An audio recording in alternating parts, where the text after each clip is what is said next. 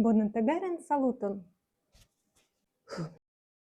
Bonantagaren saluton. Mia nomo estas Ksenik kaj mi loĝas en Belorusio. Mi tre volus komenci ĉi tiun videon kune kun mia kato Paki, sed nun li ne loĝas kun mi. Kiel tio okazis, mi rakontos nun. Fine mi filmis ĉi tiun videon. Mi promesis fari ĝin pli frue, sed ne sukcesis. Kiel? Rigardu miajn aliajn videojn en mia kanalo. De mia lasta video pri Paki pasis pli ol jaro. Bedaŭrinde preskaŭ tiom longe ni ne loĝis kune. Nun Paki jam havis 8 jarojn, kaj li ĝuas ripozon ĉe miaj bogepatroj. Pasintjare mia edzo komencis havi problemojn en la nazo, konstantan turnadon, malbonfarton, lacecon. Mi komencis suspekti, ke li evoluigis alergion al bestoj. Bedaŭrinde tiel okazas, kaj tio povus okazi al iu ajn el vi. Mi faris testojn. Ili ne konfirmis, sed oni diris al mi, ke alergio tamen povas ekzisti. Aoble ne, ĉar ĉe li oni malkovris vazomotoran venidon kaj nazvantan devion. Sed unu afero estis klara. Lia nazo reagas al la kato. Ni provis doni al Paki unu ĉambron por limigi lian movadon tra la apartamento, kaj ni faris ĉiutagan purigadon. Tio iomete helpis, sed tiel vivi estis tre malfacile, kaj ni decidis portempe forveturigi Paki al la gepatroj de mia edzo en Rusio, ĉar la solvo de la problemo postulas tre multan tempon. Jen interesa fakto. La patrino de mia edzo Oksana iomete parolas Esperanton. Saluton, Oksana! La unuan operacion mi atendis 2 monatojn, kaj la duan operacion mi atendis pli ol 2 jaron. Resaniĝo post operacio ankaŭ bezonas multan tempon. Kuracisto diras, ke kun granda probableco tio helpos. Mia edzo certe sentos sin pli bone, kaj ni esperas, ke ĉiujare ni povas revenigi nian katon Paki hejmen. La vojaĝo al Rusio. Al Rusio ni veturis per trajno de 4 horojn. Paki eltenis pli bone kaj estis trankvila. Je la fino de la vojaĝo li jam intencis esplori la vagonon. Eble li pensis, ke ĝi nun estas nia nova hejmo. Per trajno ni alvenis al Moskvo. En Moskvo ni pasigis ĉirkaŭ 3 horojn, poste ankoraŭ 3 horojn per aŭtobuso al Tulo, poste 1 horon tra la urbo, kaj jen ni estas hejme. Paki jam loĝis ĉi tie kun 2 najbaroj, Marcelo kaj Liza, kiam ni forvojaĝis al Kazaĥio. Sed ili bedaŭrinde jam ne estis en nia mondo. Ili estis maljunaj kaj malsanaj. Paki tre ĝojis, ke tie vojo finiĝis, sed li ne tuj rememoris la apartamenton kaj komence kaŝis sin. Vespere li sentis sin pli memfida. Mi volis krei videon pri la vojaĝo el Rusio, sed ne sukcesis. Tamen la filmita materialo restis. Mi proponas al vi rigardi mian regionon, kie mi naskiĝis kaj kreskis.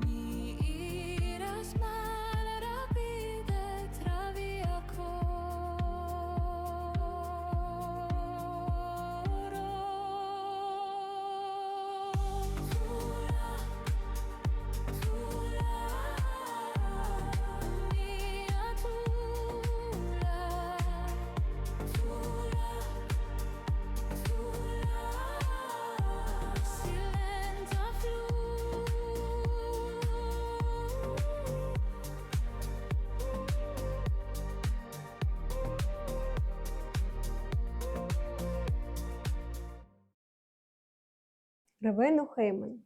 Kai venis la tempo reveni heimen al Belorusio. Paki vidinte, ke ni pakas la valizoin nervozidžis. Kai kiem ni pretis foriri, li timis eliri kai adiaui mi. Varšaine li pensis, ke ni denove veturus ien, kai ne volis repeti tian mirindan vojaĝon. Mia koro disŝiriĝis. Nun mia bopatrino ofte sendas al mi fotojn kaj videojn kun pake, kaj ŝi ankaŭ montris al li miajn videojn, kaj li rimarkinde reagis al mia voĉo. Ĉiare solviĝos, ĉu ni povos revenigi pake hejmen aŭ ne? Mi tenus vin informitaj. Grava konsilo pri akvo por katoj. Parenteze, antaŭe pake nevolonte trinkis akvon el sia bovlo kaj penis trinki el la krano en la banĉambro.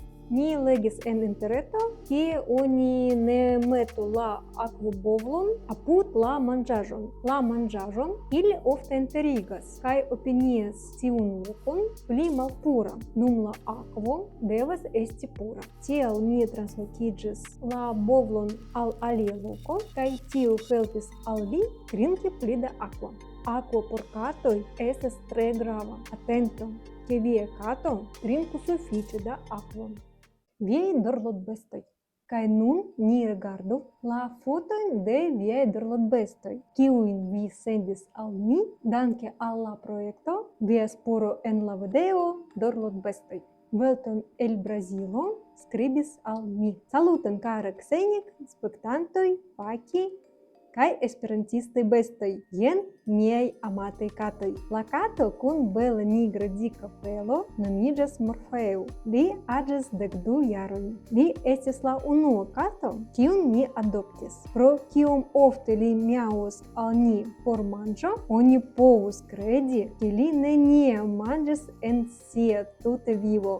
La plej ŝatata homo estas tiu ajn, kiu manĝigas lin. Liaj karesnomoj estas Moĉo, Moĉieto, Moĉiego, Ateto, mia reĝo, sinjoro, sinjoreto. Mia blanka kato nomiĝas Thor. Li aĝas 11 jarojn. El miaj katoj li estas la plej manĝema. Li manĝas eĉ la manĝetojn de la aliaj. Lia plej ŝatata homo estas mia patrino. De kiam li estis katido, li kuŝiĝas sur ŝia brako, knedas ŝin kaj ronkas. Liaj karesnomoj estas Bebo, Bobeto, Bobego, Depanjo, Besteto. La katino kun tigreca pelo nomiĝas Pituŝa. Ŝi aĝas 11 jarojn. Ŝi sopiras min eĉ post minutoj sen vidi min. Ŝi venas kaj miaŭas al mi, por ke mi revenu al mia dormoĉambro kun ŝi. Kompreneble, ŝia plej ŝatata homo estas mi. Ŝiaj karesnomoj estas knabino, knabineto, princino, princineto, viveto, koreto.